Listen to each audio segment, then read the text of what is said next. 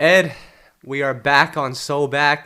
Didn't I say last week that we were going to take a week off this week because it was my birthday week and, we all were due for some rest? That's what you said. Happy birthday, by the way, player. But unfortunately, there is no rest when it comes to the stupidity of Twitter. Well, let me just tell you, I had a great birthday yesterday. Shoutouts to Denny's for their free Grand Slam breakfast.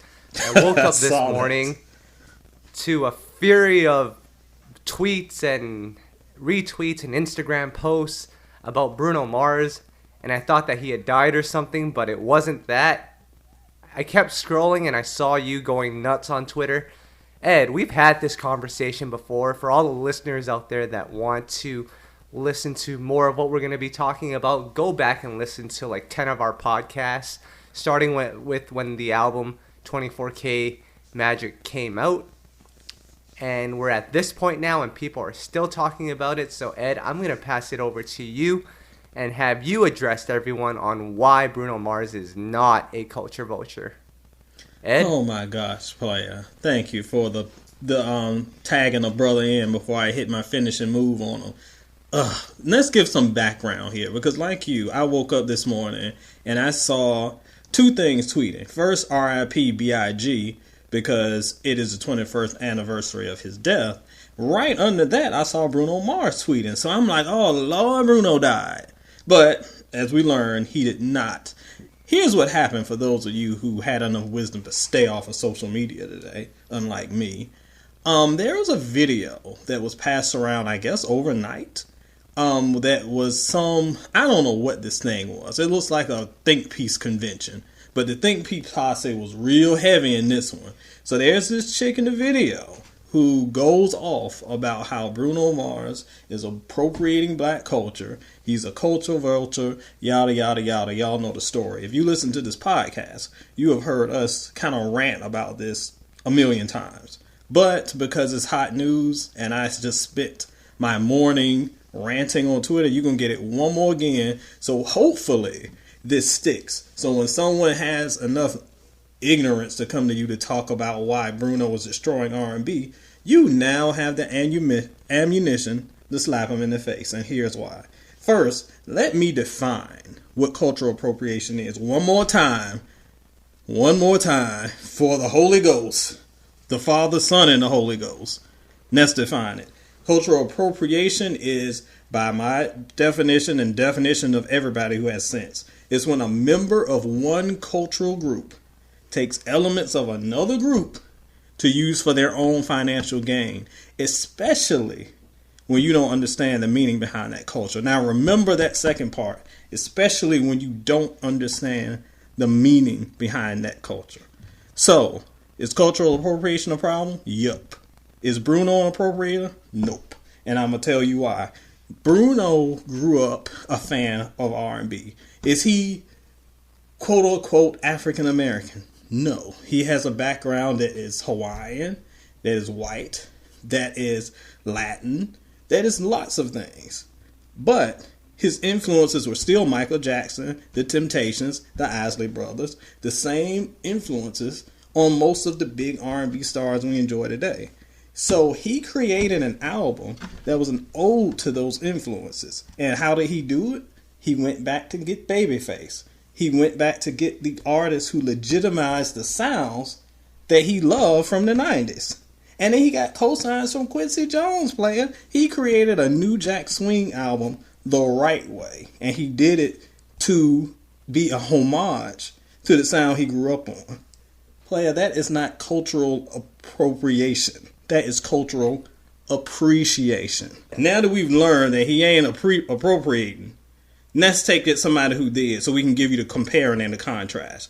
Miley Cyrus. Remember when she went through her little ratchet phase when she was twerking, doing the songs with the rappers, and then recently was like, oh, I'm moving away from that direction now. You know, I've grown up and I found myself. That's cultural appropriation. Why? Because look at the definition I just said. She took elements of another culture for financial gain with not understanding the meaning behind the culture. She saw some booty shaking and was like, I'm going to make some money off of it. That is appropriation. That's not what Bruno did. And besides that, I don't need a lot of these Twitter philosophers and R&B defenders to run around when they have I've never seen them defend any other part of R&B except when it's time to yell at somebody. So listen to this, player. Y'all, by the fact, get real close to the speaker for this one because I'm about to preach. If you're defending R&B by slandering Bruno and you haven't spent a dime on an R&B album since Trey Songz dropped Ready, if you didn't know Bobby dropped an album today, Bobby V that is, Tony Braxton dropping in a couple weeks, En Vogue dropping in a couple weeks. Oh, if you didn't know PJ Morton just dropped something. If you don't know who PJ Morton is, player, your musical opinion is irrelevant. If you don't spend money on black artists and you blabbering about appropriation, your opinion is trash. If you can't say amen, just say ouch. Well, Ed, I want to add on to that and say, first of all, people that made that video, no offense to them, but they're a bunch of knuckleheads. I'm just going to put it all out there. Offense to them. No, all offense to them. Because you're right. I'm willing to bet those guys, last year when we talk about R&B albums, they probably only listened to 3 albums. The Bruno album, the SZA album, and the Daniel Caesar album. They didn't go in and listen to every album that came out last year like we did. And it's funny because ever since this post came out, the feedback, it's been interesting. We've done a couple of SoulBack podcasts already, and we've talked about this very issue, this very album. Kevin Ross loved this album. Tidra Moses loved this album. Case loved this album. By the way, you guys need to check out those episodes if you haven't already. So I can say that the artists that listen to R&B and that are around R&B, they love this album. Absolutely. Us music experts, and not even just us, but I've seen different blogs and websites who I know constantly and consistently support R&B. They're defending Bruno on this. So, and I know the R&B fans, the diehards, the ones that follow us, they have no problem with this album either. So, what is the issue? I honestly don't think there is one. It seems more like a bunch of people that were bored one day, decided, hey, let's make a video. Let's think of some topic that's controversial. Let's get a lot of clicks, a lot of likes, and we're going to blow up. Player, it's outrage culture is what it is. We have created a culture where I have to find something to be mad about so I can get some likes, I can get some retweets, I can get this think piece written, and then I can get put on because that's where we are. And I'll take it even a little bit back because I feel like you're giving these players too much credit. I don't think that they even listened to the Bruno album. I don't think they listened to Bruno until Cardi B hopped on the single. This album came out 2 years ago, player. It was in my 2016 album of the year. It wasn't even 2017. I don't think that these people that are suddenly having all these opinions about it even heard it until they heard a little remix with Cardi B a couple of weeks ago. So you mean to tell a player that you are an R&B expert, but you didn't even listen to the album until they threw some reality show rapper on it, and Bruno's the problem? Listen to me. I will give them this, because this is a legit concern, and we talked about this on the Case podcast. Yes, there is a problem where there are artists like Case and many others who could have made this album, and they wouldn't have gotten the shine for it. They wouldn't have gotten the applause and appreciation that Bruno's gotten. Wouldn't have been the album of the year. I realize that. And I think we all do. But I think the issue is different because Bruno, again, did this the right way. If you're going to be mad at somebody for not appreciating the black artists who do this, be mad at the consumers. Be mad at you. Right. If you aren't spending money on it, be mad at yourself, player. And I don't want to hear these excuses where a lot of fans are like, well, how do we know that these artists come out? I didn't know that such and such come out. Player, you know when that new SpongeBob meme drops and nobody tells a story on that. If I see Patrick with that Photoshop wig one more time on my timeline, how did you find out about that? Because you stay all up in Twitter. Player, if you want to know about R&B and you really support it, then you listen to SoulBack. You go to iGotSoul.com, you go to soulandstereo.com, and you stay informed on the good stuff. There is no excuse in 2018 while you don't know that such and such comes out until Brother Think Piece tells you. It's a ridiculous excuse.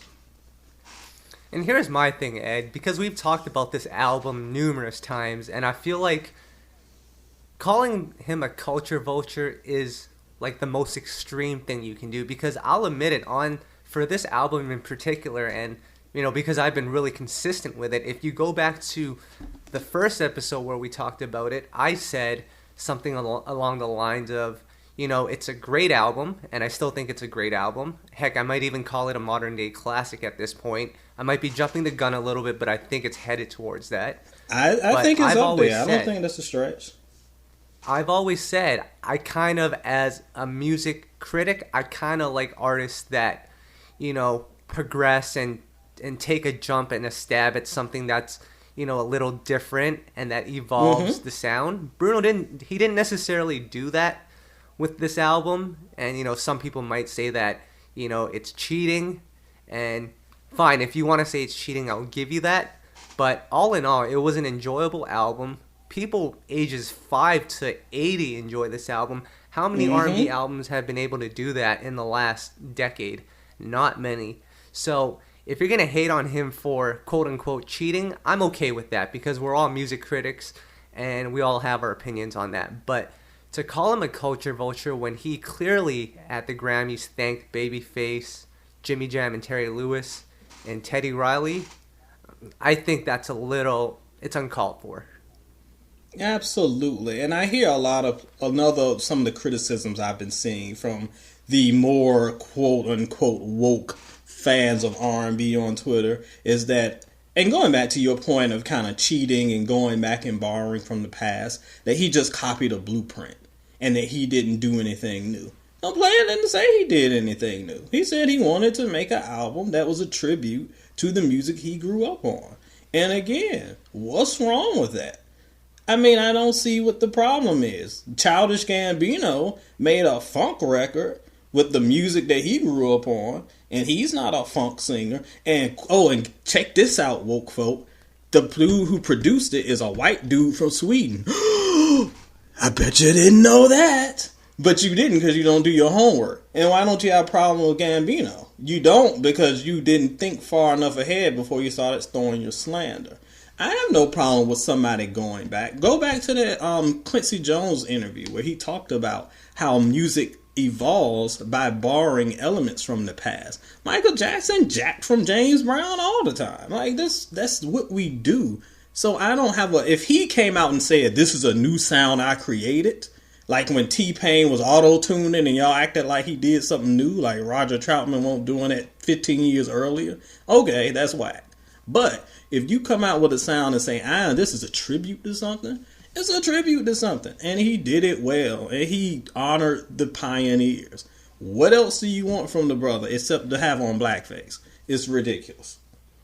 No, absolutely. And, on Twitter and Instagram, I've always, one thing that always comes up is the question of, if Chris Brown or Usher made an album like 24K, would it have been as successful? I mean, sure, we've mentioned the Cases and, shout outs to Case, but we're talking about another level here.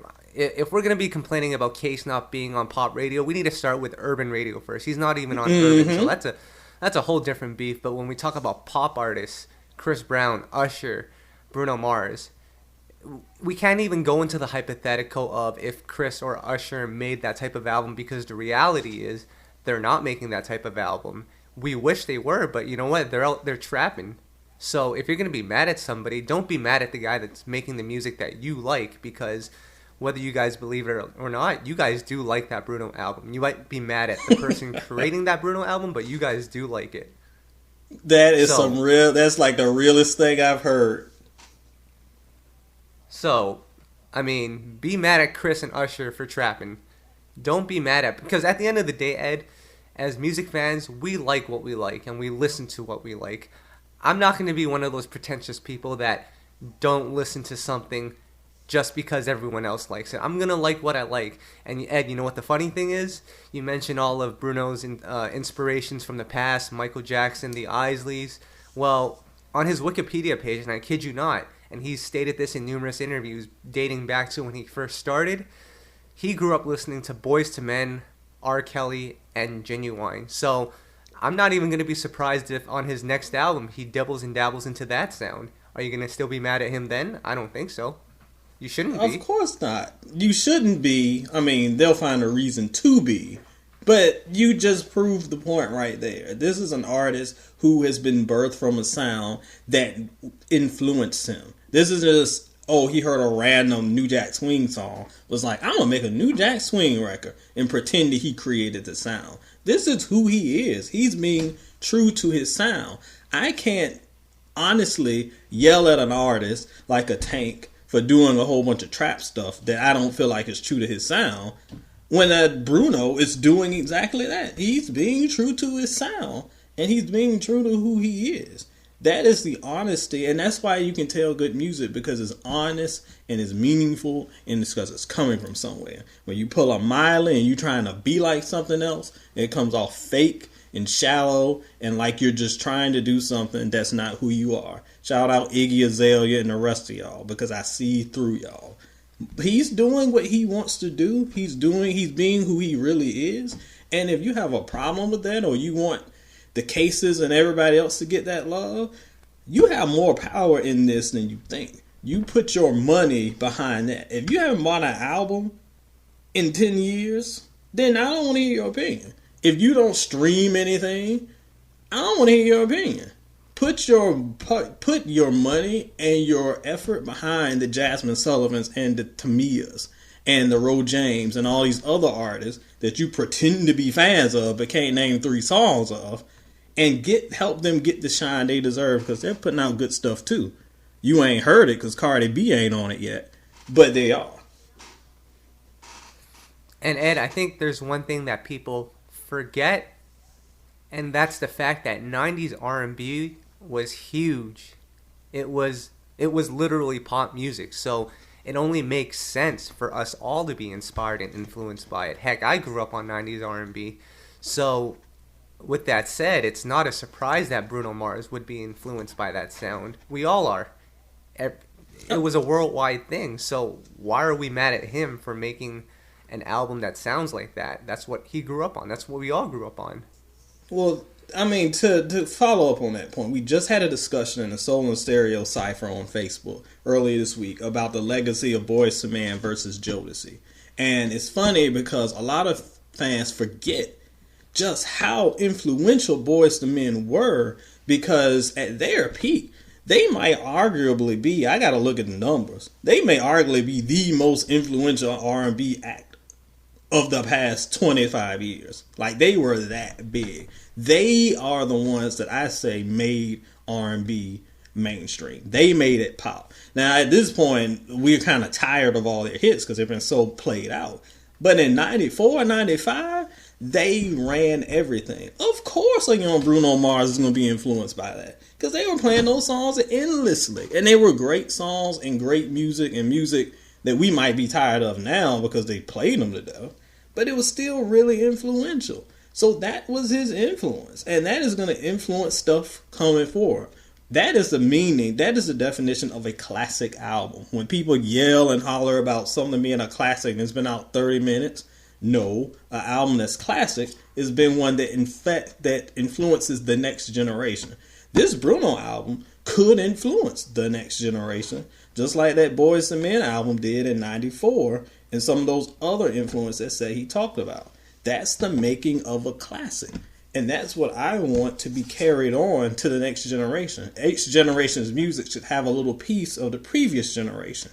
And I think that's what we're going to see in Bruno's music going forward. And some of these new artists that are coming out too. I think they're going to be inspired too. I don't think the Think Piece Spots are going to be inspired, because they're going to be too busy listening to Cardi B and not listening to what's actually out there.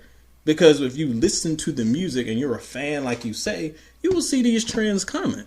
But if you don't actually listen to R&B and you just fuss on Twitter, Twitter arguing is not putting money in Ro James or Case's pockets. So if you're supporting the genre that way, you aren't supporting.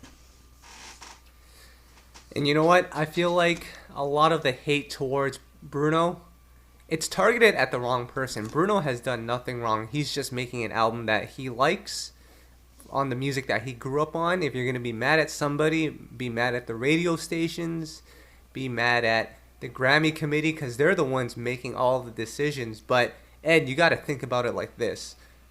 Face value, if you're a radio programmer, are you going to play a radio-friendly record by Bruno Mars that targets the demographics of a young kid to somebody in their 70s or 80s, or are you playing a Chris Brown record where he's talking about his private parts? You're talking about that because that is the target audience. Look at what Bruno did. Y'all had no idea that Finesse song even existed until what? He put Cardi B on it. And then that made it acceptable for radio. It was a strategic move. And that's why it opened up ears. And that's why programmers hopped on it. And that's why think pieces hopped up on it. So it's funny that they talk about being influenced and you dummies are being influenced by the same people that you're mad at. It's so ridiculous to me. So yeah, if you want to, it's like Kyle said, if you want to change, if you really want to support it, you have the power by supporting the dozens upon dozens of artists that we talk about, that I review, and that we support here on this podcast every freaking week that y'all listen to. So put your effort behind that, and that's who are the ones that we should be getting our attention. Bruno is a special case because Bruno built his name and audience up through his pop music. So he was already at the top and he could do this. That's why I don't like comparing, if Case did it, it wouldn't be the same. It's kind of false equivalency because Case isn't to the level, it never was to the level of Bruno. And no shade against Case, that's my boy. But he never reached that level. So it's unfair to compare. So what we have to do is to get those artists to that level by supporting that music, just like Bruno's audiences supported his music to get him to the top of the heap. And then he could do what he wanted to do. If the first album he wanted to do was New Jack Swing, that probably wouldn't happen. So he had to get 2 or 3 albums in the game to finally do what he wanted to do. That's just good business. So if we want to get our artists to that level, just support them and stop being idiots. So before I forget, Tom is actually not a part of this discussion. I know some of you guys are wondering where he is. He didn't want to be a part of this woke conversation. He's out there playing Mario instead, Super Mario, but I can't blame him. I kind of want to do that as well because this has me heated. But Ed, what are your closing statements before we get out of here and showcase this real message to the R&B fans? Player, I feel like I've said enough, but if I have to reiterate just a little bit of what I said, is this. R&B does not need your think pieces. R&B does not need your Twitter. R&B does not need your attempts at dragging. R&B doesn't need other bloggers trying to come for me. I won't name them because I'm not giving you any hits, player, but I see you talking. R&B needs your funds. They need you to come to these shows. They need you to stream these new albums. They need you to share, and they need you to support the genre you say you like. All because you saw Black Panther once, and now you suddenly Wakanda woke is not going to put money in the pockets of Jasmine Sullivan and all these other artists. So if you want to support them, stop wasting your time making up beef, causing Twitter disturbances, and support the genre that you say you will, because what we saw with Bruno is not cultural appropriation. He actually is showing more appreciation to R&B than most of the people I've seen on Twitter this Friday. Well said, Ed. And let me just end it up by saying Bobby V's new album, Electric, is in stores now on Spotify, all streaming services. If you're an R&B fan like you claim you are, go out and check out that album. I haven't listened to it yet, so I don't know if it's good, but right after this podcast, I will go and listen to it. I hope everyone else does the same. Or you can just stay mad on Twitter and fight everyone if you want. But this is Kyle. That's Ed. This is the SoulBack podcast. We will be back next week with a new guest. But until then, Ed, I guess you're going to go off and listen to Versace on the Floor? I do it every night. There you go. So we're signing out. You guys be good. Have a good weekend. Have a good weekend.